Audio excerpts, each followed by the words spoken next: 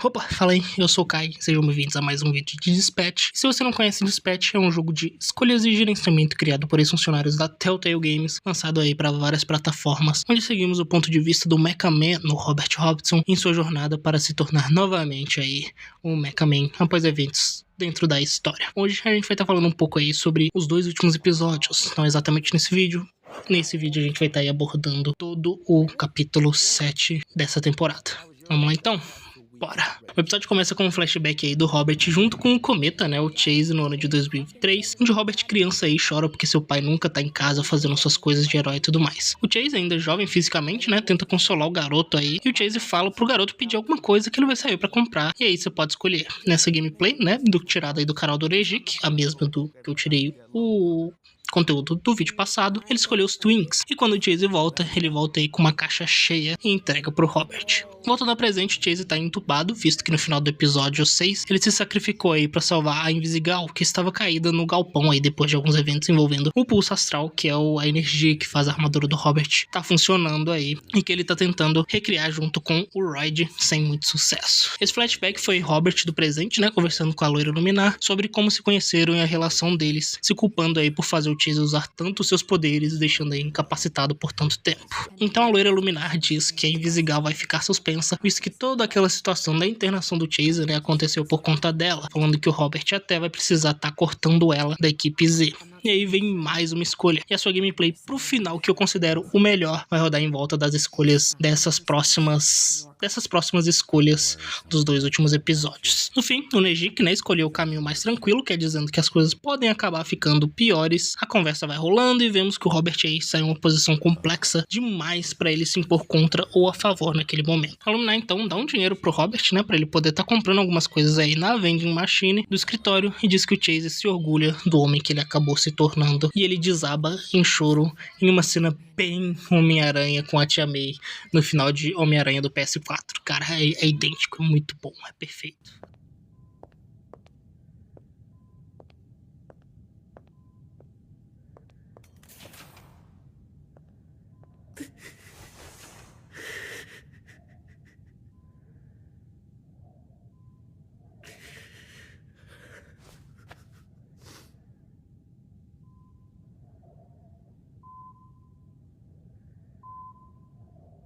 A cena então corta pro Robert tentando comprar alguma coisa na máquina de vendas e a máquina recusando o dinheiro por estar, acredito eu, que molhado. Quando então chega o Aquaboy boladão e decepcionado ao mesmo tempo, e eles conversam ali sobre a Invisigal e o que aconteceu com o Chase, sobre se ele fez a coisa certa ou não.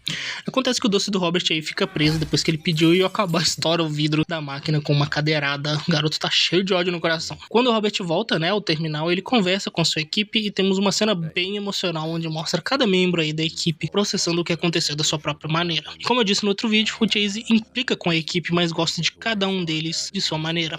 Robert faz um discurso muito bonito sobre como ele se sente bem fazendo o bem, mesmo quando tá triste ou desmotivado. He's in pretty rough shape. Despite his disposition, he really likes you all. Just don't tell him I told you that. I've found doing something good always helps when I'm feeling bad. We're fortunate to have that opportunity. Something Chase never took for granted. So, let's get to work.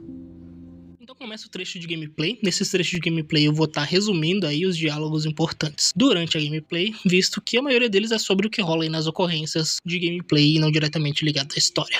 Nesse trecho a gente não tem muito o que ser comentado, né? O Golem aí foi visto pela Malévola aí em um caminhão de cerveja, e durante a gameplay acontece a ocorrência aí da gente ter que ajudar o Golem, que sai correndo aí vomitando e passando mal. Eles comentam ali sobre a tempestade, o Robert comenta que aquela chuva combina com o clima melancólico que tá ali, né? Rolando dentro de toda a situação ali, e em seguida o Flambai aí pergunta se o Chase vai morrer, né, e se o Chase morrer, e todo mundo ali fica meio pô, desnecessário e tudo mais. Sonar então e o Aquaboy comentam, né, questionam ele e pedem pra ninguém aí pensar nessa hipótese do Chase, né, vir aí a falecer. A gameplay acaba e o Robert aí se despede da equipe e quando ele tá saindo, ele vê o golpe baixo aí sendo jogado pela porta de vidro e volta pra ver o que tá rolando.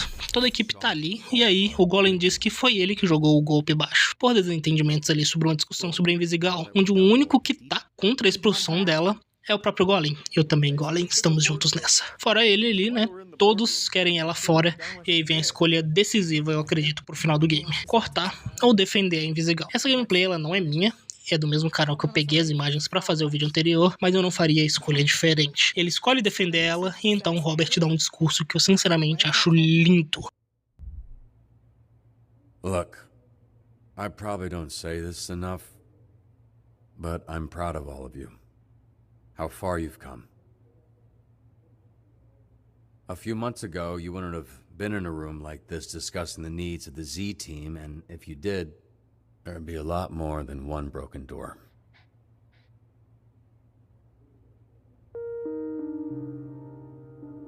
But I'm not cutting Invisigal. We don't kick people when they're down. We lift them up, and I believe of her what I believe of all of you, that her heart is in the right place. It's what took us from being a team to being this weird, fucked up family. Look, you're hurting. Okay, I get it. I'm hurting. We are all hurting. Now isn't the time to cast blame. It's the time to come together and heal.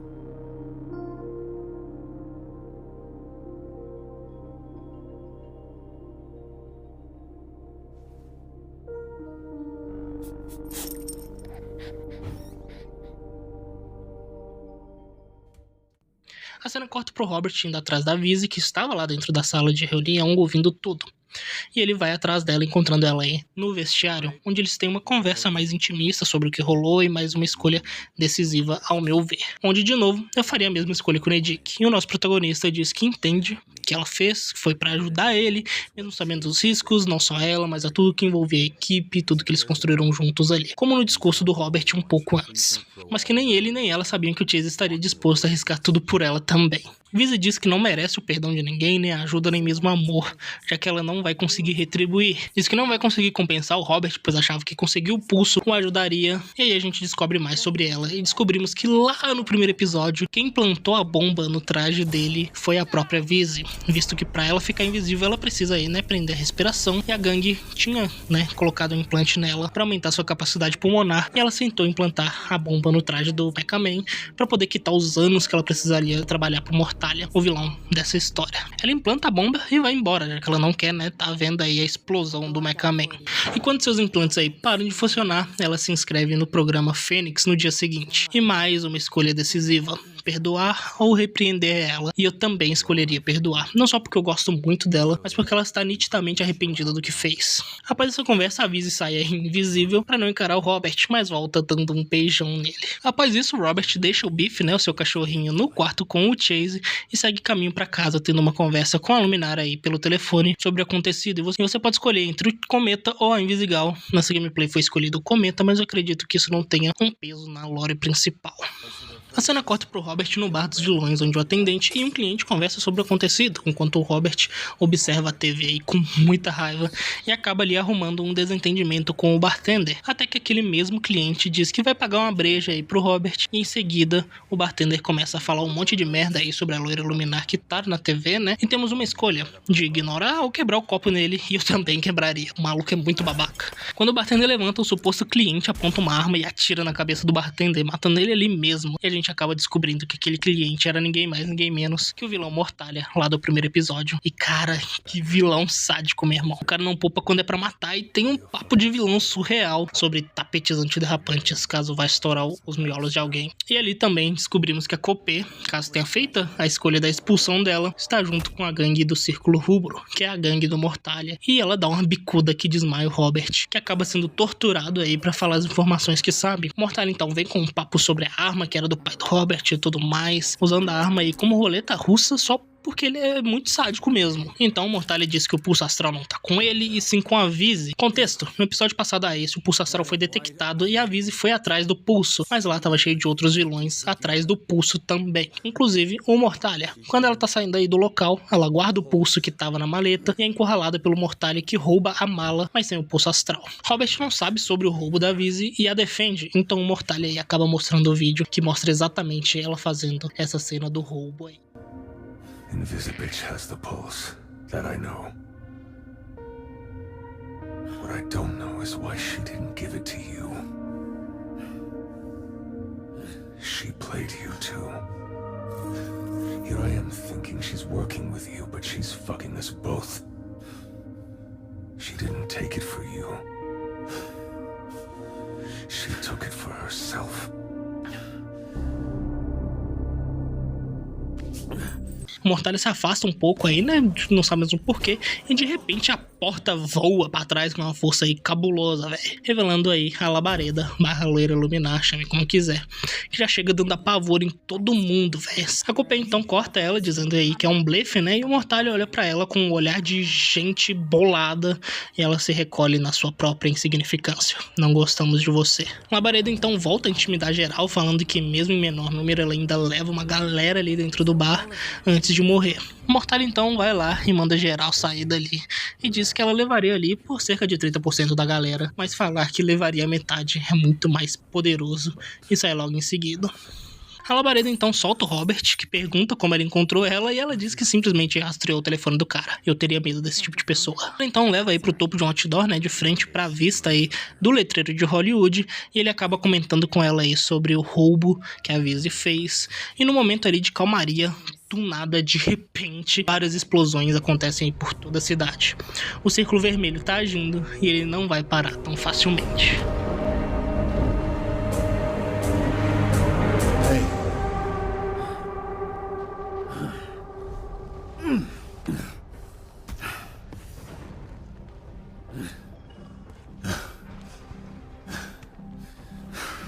You're not leaving me here again.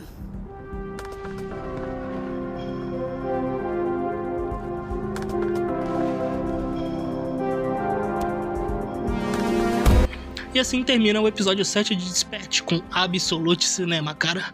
O gancho pro episódio 8 é surreal e esse episódio em si já foi muito foda. Várias reviravoltas, uma atrás da outra, e um momento ali de tensão absurda e os momentos de discursos lindos. Fiquem ligados aí que na quarta tem o fechamento desse jogo maravilhoso, onde eu volto pra comentar aí sobre o episódio final dessa primeira temporada de Dispatch. Obrigado a quem chegou até aqui, um bom dia, boa tarde ou boa noite. Nos vemos na próxima. Bye, bye.